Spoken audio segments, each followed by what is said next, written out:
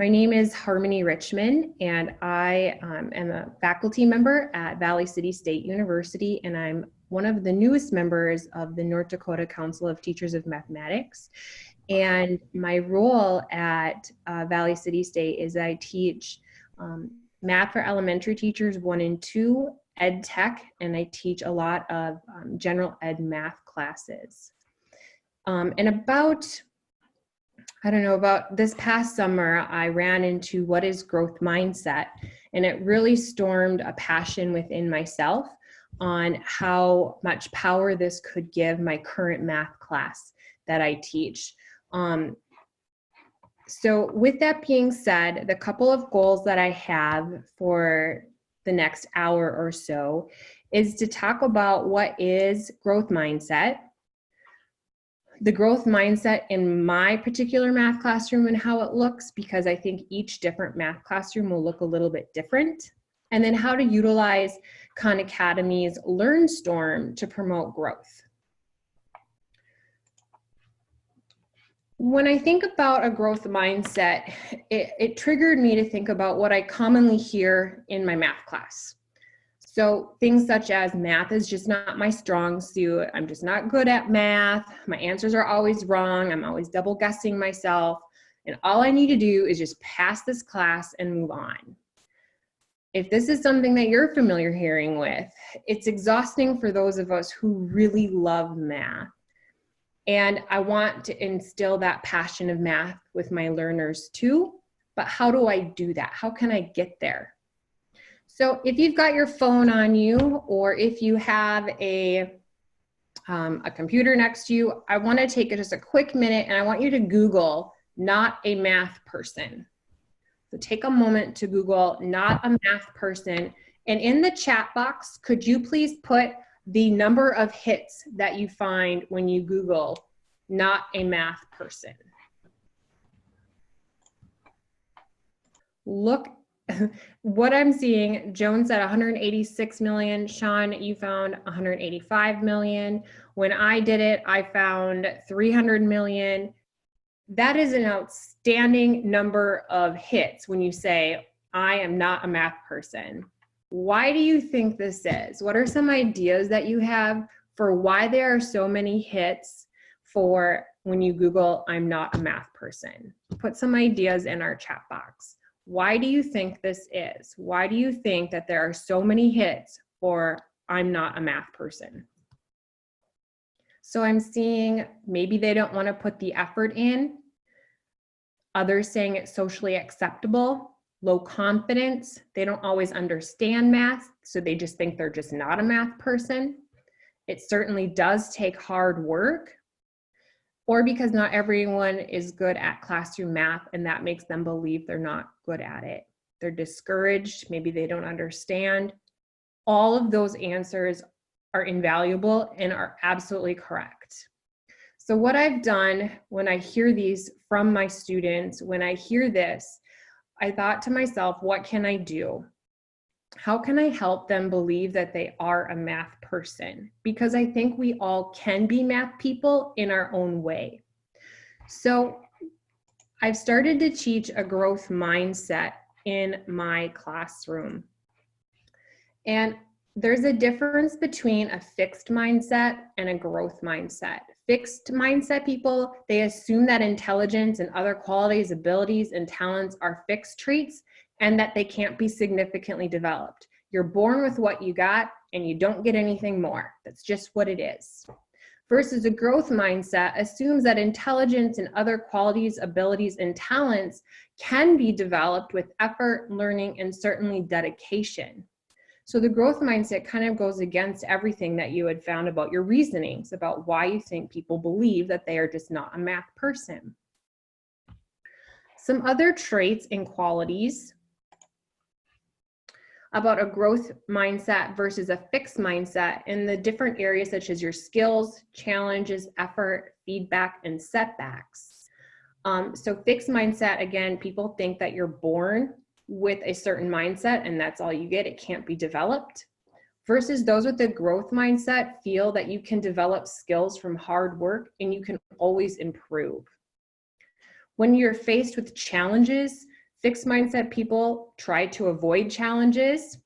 It could reveal a lack of skill, and they tend to give up easily. Versus in a growth mindset, we embrace challenges, we take it as an opportunity to grow, and we become more persistent in that opportunity. As far as effort, those in a fixed mindset might think it's unnecessary or something you do when you're not good enough. Those in a growth mindset thinks its effort is essential and it is a path to mastery. When you receive feedback, whether it be positive or negative, fixed mindset tends to get defensive and you take it personally. Whereas a growth mindset finds any feedback useful, something you can learn from, and certainly identify areas with which you can improve. And when faced with setbacks, those who have a fixed mindset blame others or get discouraged. And those with the growth mindset might think of it as a wake-up call and time to work harder. So on this next slide, I have 10 true or false questions. I'm going to give you a couple minutes to think about each one of the statements and decide whether or not you believe that it's a true or false statement. So I'll have you do that. If you've got a sheet of paper, it'd be a great opportunity for you just to jot it down. We're going to count them up on the upcoming slide. All right.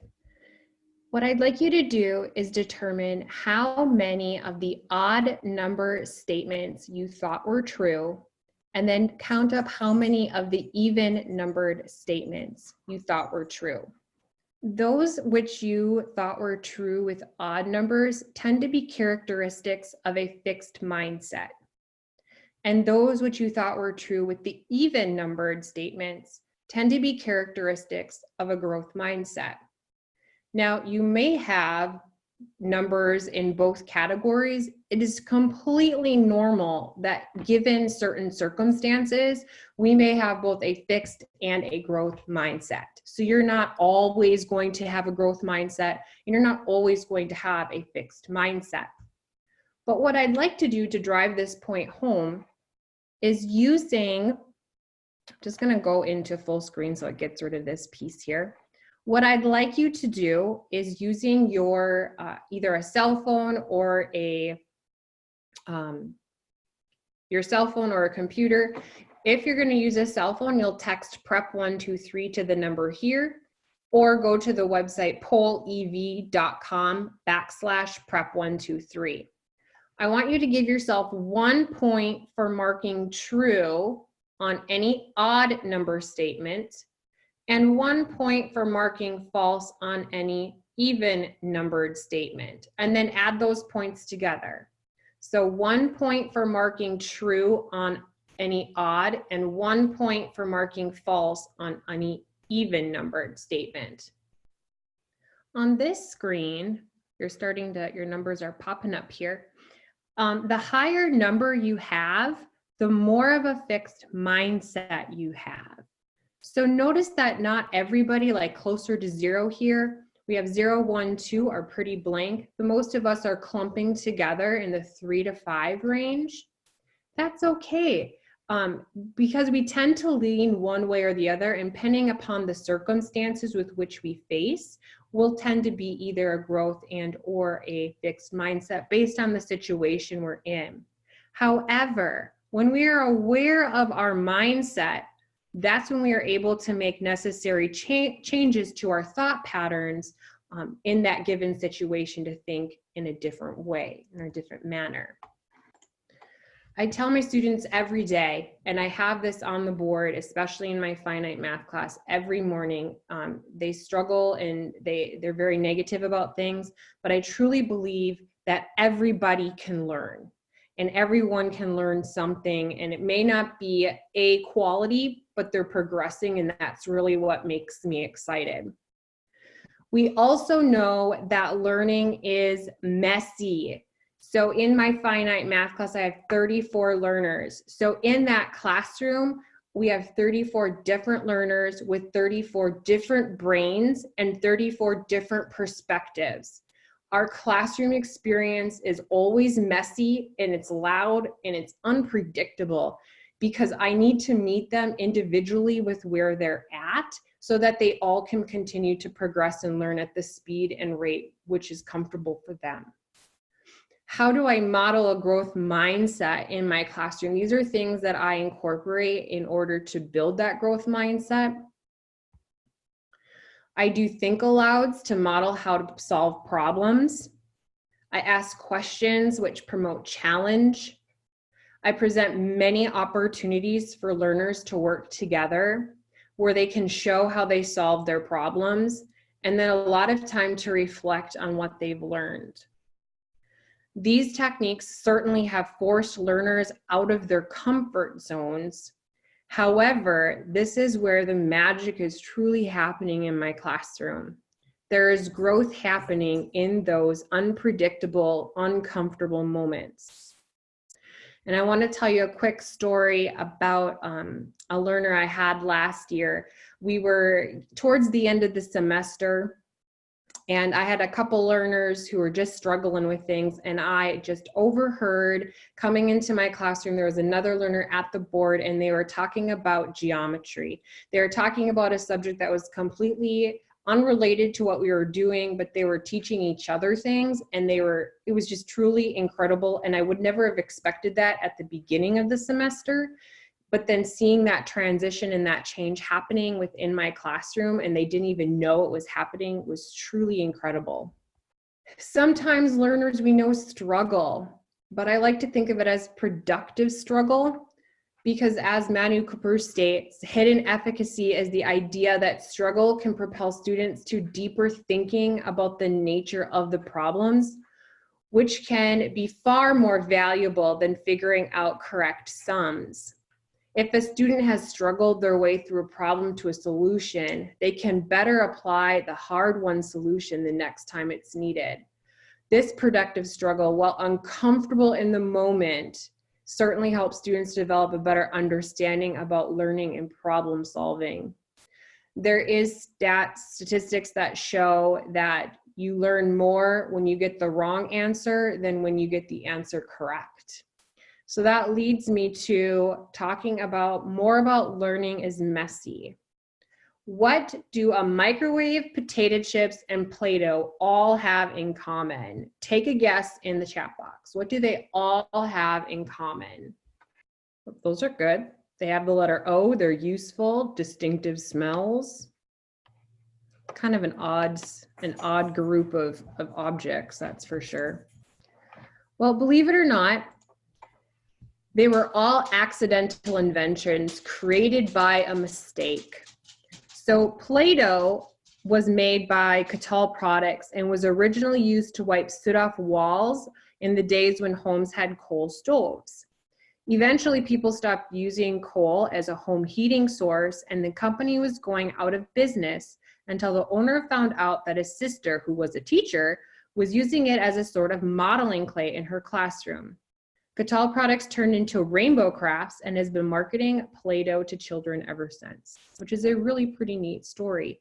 I do then follow this up with an activity with a bunch of different accidental inventions to drive home that mistakes are okay and that I embrace mistakes in the classroom. So many of my learners are given second, third, and even four chances, the more that they need in order to grow and learn from those mistakes.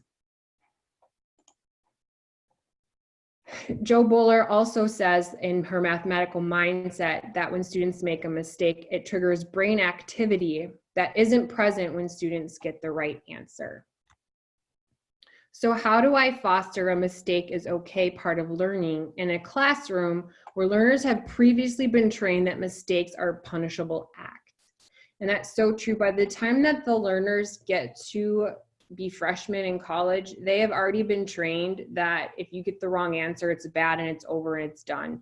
And they already are in a mindset, such a negative mindset most of the time with math because of their bad experiences. So I have to battle all kinds of those things in the classroom. So I always like to start off that our classroom is a nurtured classroom. We have a nurturing environment mixed in with some challenging work, and my students know I have really high expectations and ultimately all together that promotes growth. I encourage that mistakes are learning opportunities followed by second or third chances. I encourage you to challenge yourself and the students being responsible for themselves and their needs. So just a few pieces of data that go with the challenging yourself and the students' needs. In 2012, data collected from the National Assessment of Ed Progress found the following: 29% of American 8th graders and 37% of 4th graders described that their math work as often or always too easy. 21% of American high school students said that their math work was often or always too easy. So knowing when I need to challenge my students and when to kind of back off or productively challenge them is a fine line. I also believe that with effort and practice, every student can make achievement gains in any discipline. So anybody can learn anything and make advancements. Students are required to manage their own learning and are encouraged to take risks. They know that if they make a large mistake, that there always can be a learning opportunity and they can redo it. So it's never a one and done final. And I serve as their facilitator and guide. I don't believe in standing in front of my classroom and lecturing anymore. I find that students are much more productive when they take ownership and are driving their learning as they go. So I always have this in my room too, and I even have it in my office, that a growth mindset for mathematicians. Mistakes light up our brains. If the first time is wrong, we need to try something different. Choose the challenge and not the easy way. Keep working and the connections will get stronger and you'll get better at it. We learn with others and we encourage each other. We use numbers and visuals to help our brains grow. We keep trying and we never give up. The next part, or the final part, is talking about LearnStorm with Khan Academy. What I like about Khan Academy is it has many different content and benefits. The content ranges from kindergarten through college level. It includes things not only with math, but with science, with grammar, computer science. It even has a growth mindset piece that we'll talk about in a moment, hour of code, economics, and so much more. It provides instant feedback, scaffolds each question, progress tracking, customized recommendations, and students can try over and over again so that they not only just are proficient, but they can master items. Khan Academy created a college test prep course with the College Board.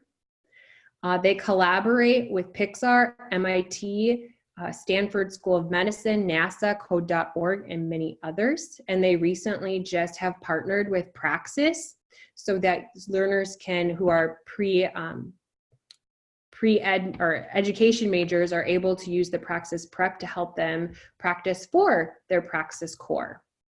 It's a free learning website and the app works just awesome on the iPad, even on my phone too. It can be connected to Google Classroom and available in many different languages. I feel that it's engaging. It has colorful learning videos, hints, and many explanations that are in depth.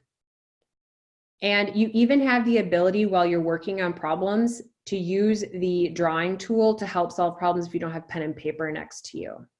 You get to earn energy points, badges, and avatars. We're going to talk about LearnStorm here, where classes as a whole can celebrate hard work based on collaborative, completing assignments together. And of course, it promotes a growth mindset because they can retake exercises, quizzes, units, and view mistakes as their learning opportunities for continual improvement. So whether or not you've never used Khan Academy before, or you have a system that works and you can incorporate Khan Academy, know that there is an unbelievable amount of things that you can do with Khan Academy. I currently implement it with my Praxis Prep class. I also implement it in EDUC 277 math or elementary teachers. Currently, they're working on mastering 3rd grade math. Some of it's stuff they haven't seen before, or a technique they haven't seen before. So we need to make sure that they're prepared. I also utilize it in my finite math class. I pick and choose some activities, assignments here and there for them to have some extra practice on outside of their textbook, where they're able to get some more instant feedback so that they're comfortable and they know that they're on the right track. It provides differentiation and remediation, guided practice along with independent practice, or a combination of both for whatever fits your class needs. There are some ways that you can assign content. You can assign an entire course. So for an example, in EDUC 277, I assign them the entire 3rd grade math curriculum. Or you could provide them with specific content like I do in finite math. You can find a video or even an article for them to read. But what I like most right now is LearnStorm, and I'm using LearnStorm specifically with my Praxis Prep learners because they oftentimes have a low self-esteem about their math, and that this is giving them an opportunity to see how much progress they're making as a whole class without singling out one individual person. So they feel like they're growing even if them personally aren't growing as fast as the others, and that's okay. It's a free back-to-school program that helps motivate classrooms and build student confidence. I don't necessarily think that the video will work, but I will send these slides to Prairie Public, and then they can distribute them if anyone wants to watch some kiddos celebrating. But I'll show you what mine looks like.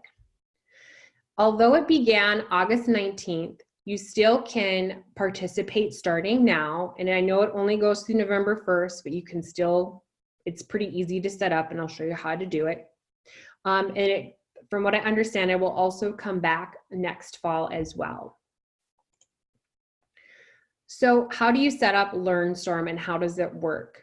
So you'll sign up as an educator, and it's free to sign up as a teacher.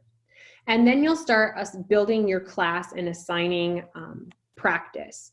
Now, I can't do LearnStorm with my entire EDUC 277 class because you have to assign them assignments, not a large mastery, not a grade mastery or a subject mastery. It has to be individual assignments that you're working on.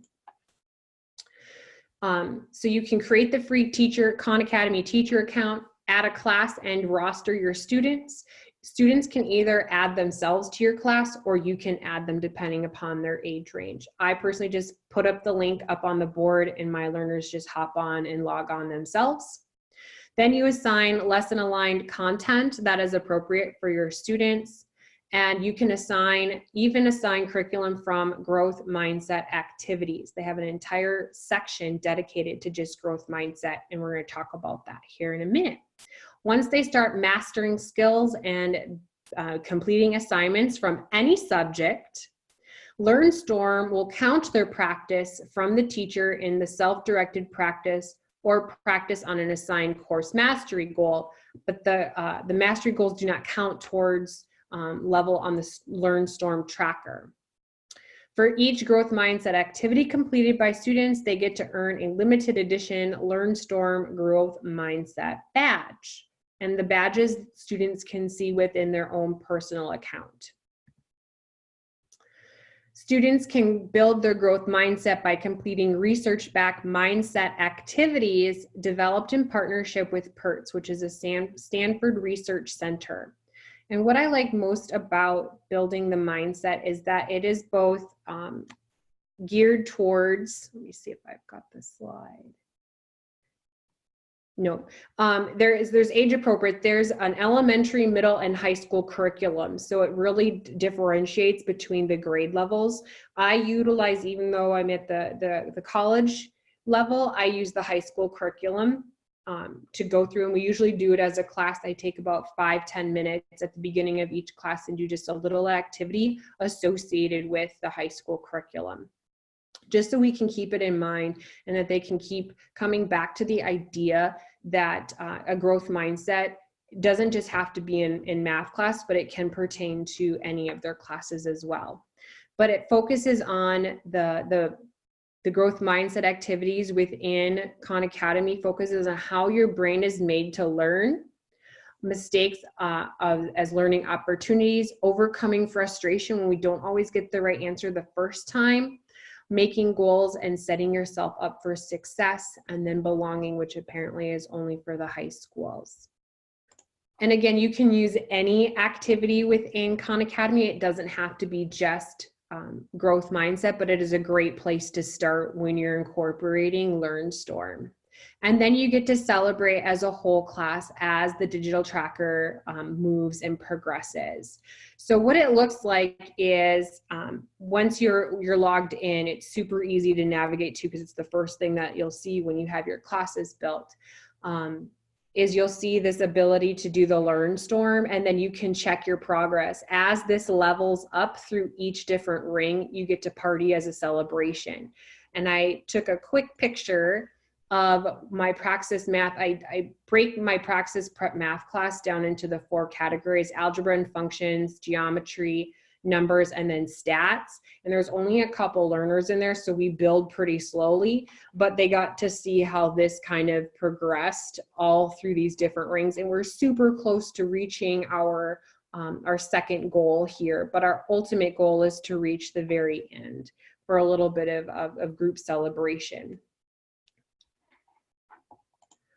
I know that I didn't go through the lesson with how to set up a teacher resource. I just wanted to give you a background of what you can do with LearnStorm, if you've heard of it, or if you've not heard of it, as part of a growth mindset in a math classroom. And I can do another lesson or work individually with those who are looking for more information on how to use Khan Academy and how to set up an account. I can help with that. There are some great resources. As signing up as a teacher with Khan Academy, you're known as a coach, which is pretty cool. Finally, I am also a Khan Academy ambassador. I'm the only Khan Academy ambassador in North Dakota, and I'm the only Khan Academy ambassador in the higher ed.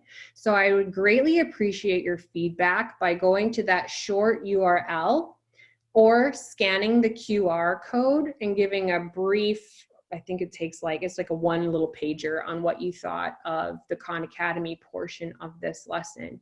But I really appreciate you guys taking your time, and I'd be happy to answer any questions that you might have as far as growth mindset. I am not a Carol Dweck expert by any means, but I can tell you that I have noticed a large change just in these past 8 weeks from the learners I first had coming in to finite math, incorporating and being very diligent about it, being diligent about what I'm doing in my classroom, to how they're progressing with their thoughts and feelings about math. Granted, I don't have any data, physical data, but I can tell you that the things that I'm seeing and the things that I'm hearing in my math classroom have certainly changed significantly. And for an 8 a.m. math class, that is awesome. I can't tell you how awesome it is. I really appreciate each of your time for coming tonight and chatting about growth mindset. And something I'm really passionate about, and would be happy to chat more in private if anyone's interested.